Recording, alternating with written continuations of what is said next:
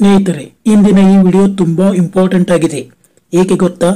ಈ ವಿಡಿಯೋದಲ್ಲಿ ನಿಮಗೆ ನಾನು ತುಂಬಾ ಚಿಕ್ಕ ಸಂಬಳದಲ್ಲಿ ಹೇಗೆ ಹಣವನ್ನು ಜಾಸ್ತಿ ಸೇವ್ ಮಾಡಬಹುದು ಅಂತ ಹೇಳಲಿದ್ದೇನೆ. ನೀವು ಈ ವಿಡಿಯೋನ ಧ್ಯಾನವಿಟ್ಟು ನೋಡಿದ್ರೆ ನಿಮ್ಮ ಫೈನಾನ್ಷಿಯಲ್ ಲೈಫ್ ತುಂಬಾ ಚೇಂಜ್ ಆಗೋದು ಖಚಿತ. ಹಾಗಾದ್ರೆ ಬನ್ನಿ ಈ ವಿಡಿಯೋ ನೋಡೋಣ. ಸ್ನೇಹಿತರೆ, ನೀವು ನೋಡಿರಬಹುದು, ಶ್ರೀಮಂತರ ಒಂದು ವಿಶೇಷವೇನೆಂದರೆ ಅವರು ದುಡ್ಡಿನ ಬಗ್ಗೆ ಯಾವಾಗಲೂ ಚಿಂತೆನೆ ಮಾಡಿರಲ್ಲ. ಏಕೆ ಗೊತ್ತಾ? ಅವರ ಹತ್ತಿರ ತುಂಬಾ ದುಡ್ಡು ಇರುತ್ತೆ. ಯಾರ ಹತ್ರ ತುಂಬಾ ದುಡ್ಡು ಇರುತ್ತೋ ಅವರು ಫೈನಾನ್ಷಿಯಲಿ ಫ್ರೀ ಆಗಿರ್ತಾರೆ. ಏಕೆಂದರೆ ಆ ದುಡ್ಡು ಅವರಿಗೆ ಒಂದು ಸ್ಟಾಬಿಲಿಟಿ ಕೊಡುತ್ತೆ. ನಾವು ಜೀವನದ ಯಾವುದೇ ಪ್ರಾಬ್ಲಮ್ ಗಳನ್ನು ಈಸಿಯಾಗಿ ದುಡ್ಡಿನ ಮೂಲಕ ಸಾಲ್ವ್ ಮಾಡಬಹುದು ಅಂತ ಒಂದು ದೊಡ್ಡ ತಾಕತ್ತಿದೆ ದುಡ್ಡಿನಲ್ಲಿ. ಆದ್ರೆ ಜಾಸ್ತಿ ಸಂಬಳವಿರದ ಜನರು ಹೇಗೆ ಒಂದು ಫೈನಾನ್ಷಿಯಲಿ ಸ್ಟೇಬಲ್ ಲೈಫ್ ನಡೆಸಬಹುದು? ಸ್ನೇಹಿತರೆ, ಇಂದಿನ ಈ ವಿಡಿಯೋದಲ್ಲಿ ನಾನು ನಿಮಗೆ ಹೇಗೆ ಒಂದು ಸಣ್ಣ ಸಂಬಳದಲ್ಲಿ ಫೈನಾನ್ಷಿಯಲಿ ಸ್ಟೇಬಲ್ ಆಗಬಹುದು ಎಂಬುದನ್ನು ಹೇಳಲಿದ್ದೇನೆ. ನಂಬರ್ 1, ಹಣದ ಬಗ್ಗೆ ಒಂದು ಪಾಸಿಟಿವ್ ಆಟಿಟ್ಯೂಡ್ ಇಟ್ಟುಕೊಳ್ಳಿ. ನಿಮ್ಮ ಸಂಬಳ ಎಷ್ಟೇ ಇರಲಿ, ನೀವು ಯಾವಾಗಲೂ ಹಣವನ್ನು ಅಟ್ರಾಕ್ಟ್ ಮಾಡಿರಿ. ದುಡ್ಡಿನಿಂದ ನೀವು ತುಂಬಾ ಸಾಧಿಸಬಲ್ಲರಿ ಎಂಬುದನ್ನು ಮನವರಿಕೆ ಮಾಡಿಕೊಳ್ಳಿ. ದಿನಾಲು ನನ್ನ ಹತ್ತಿರ ತುಂಬಾ ದುಡ್ಡು ಹರಿದು ಬರ್ತಾ ಇದೆ ಅಂತ ದಿನಾಲು ಅಫರ್ಮೇಶನ್ ಮಾಡಿಕೊಳ್ಳಿ.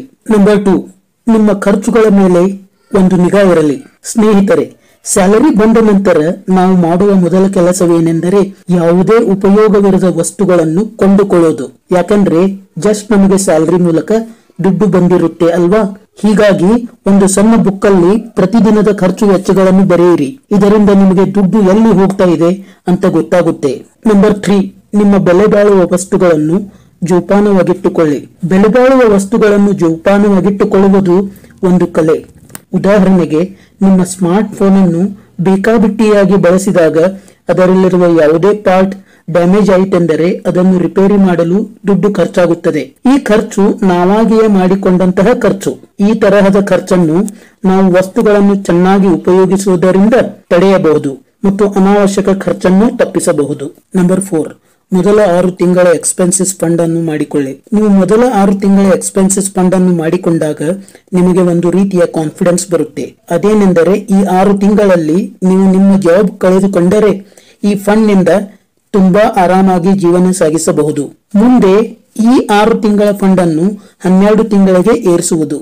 ಇದರಿಂದ ನೀವು ಒಂದು ಜಾಬ್ ನಿಂದ ಇನ್ನೊಂದು ಜಾಬ್ಗೆ ಸ್ವಿಚ್ ಆಗಬಹುದು. ನಂಬರ್ 5, ಮೊದಲು ಸೇವಿಂಗ್, ಆಮೇಲೆ ನೀಡ್ಸ್, ವಾಂಟ್ಸ್. ಬಹಳ ಜನ ಏನು ಮಾಡುತ್ತಾರೆಂದರೆ ಮೊದಲು ಸ್ಯಾಲರಿಯಿಂದ ಮನೆಯ ಖರ್ಚು ವೆಚ್ಚಗಳಿಗೆ ದುಡ್ಡು ತೆಗೆದಿಡುತ್ತಾರೆ, ಆಮೇಲೆ ಉಳಿದ ಹಣವನ್ನು ಸೇವಿಂಗ್ಸ್ ಗೆ ತೆಗೆದಿಡುತ್ತಾರೆ. ಆದರೆ ನೀವು ಮಾಡಬೇಕಾಗಿರೋದು ಎಕ್ಸಾಕ್ಟ್ಲಿ ಇದರ ಅಪೋಸಿಟ್. ನೀವು ನಿಜವಾಗಿಯೂ ದುಡ್ಡು ಉಳಿಸಬೇಕೆಂದರೆ ಮೊದಲು ಸೇವಿಂಗ್ಸ್ ಗೆ ಹಣ ತೆಗೆದಿಡಿ. ಇದರಿಂದ ನೀವು ಹೆಚ್ಚು ಸೇವಿಂಗ್ ಮಾಡಬಹುದು.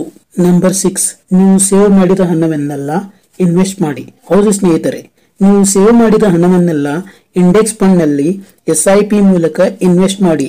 ಇದರಿಂದ ನಿಮಗೆ ಹೆಚ್ಚಿನ ರಿಟರ್ನ್ ಬರುತ್ತೆ. ನಂಬರ್ 7, ಒಂದು ಹೆಲ್ತ್ ಇನ್ಶೂರೆನ್ಸ್ ಮಾಡಿಟ್ಟುಕೊಳ್ಳಿ.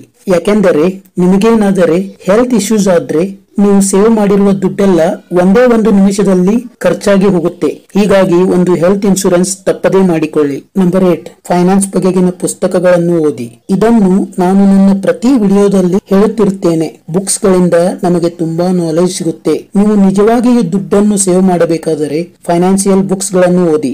ಇದರಿಂದ ನಿಮಗೆ ಹಣದ ಮಹತ್ವದ ಬಗ್ಗೆ ಒಂದು ಕ್ಲಿಯರ್ ಐಡಿಯಾ ಸಿಗುತ್ತೆ. ಹೀಗೆ ನೀವು ಮೇಲಿನ ಸ್ಟೆಪ್ಸ್ ಗಳನ್ನು ಫಾಲೋ ಮಾಡಿದ್ರೆ ನಿಮ್ಮ ಫೈನಾನ್ಷಿಯಲ್ ಕಂಡೀಷನ್ ತುಂಬಾ ಸ್ಟ್ರಾಂಗ್ ಆಗೋದು ಖಚಿತ.